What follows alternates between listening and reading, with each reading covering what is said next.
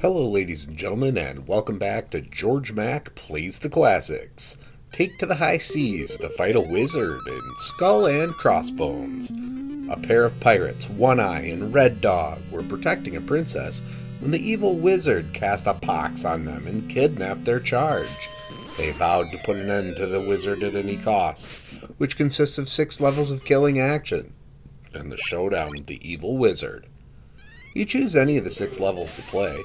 They're split into ship levels and land levels. You need to kill a certain number of respawning enemies to beat the level and move on to the boss. You have 3 weapons with limited uses. The weakest is the sword, which kills the typical enemy in 3 swings, the dagger, which is thrown and kills the typical enemy in 2 hits, and the gun, which kills most enemies in 1 hit. You can switch among your weapons in the booty screen by pressing the select button. You can collect weapons strewn across the stage by stepping on their icons. Sometimes they are hidden behind Crossbones icons, which need to be stepped on to reveal the treasure beneath.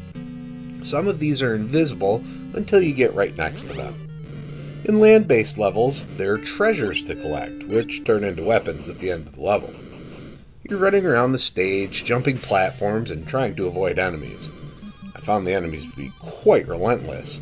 You have 50 health to begin with, and it counts down as you are hit. If your health drops to 0, you must use a continue, and are sent right back to where you were killed, usually into harm's way. There are also skull items, which will kill you instantly. Once you kill the proper number of enemies, you are sent to a boss. These guys take a ton of hits, even if you're unloading lead into them. If you didn't collect every item and weren't perfect on your accuracy, you may have to fight them with your fists. If this is the case, prepare to die a time or 2. You also have to keep an eye out on the timer, because if it reaches 0 before you can find an hourglass, it's an instant game over.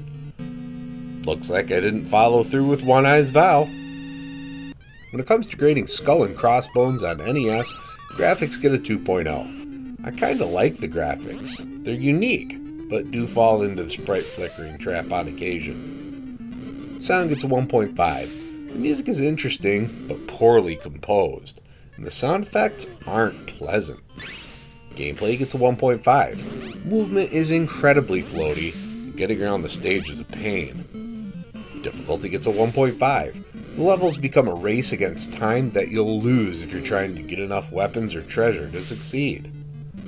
Fun factor gets a 1.5. There's something here, but it isn't a very good showing.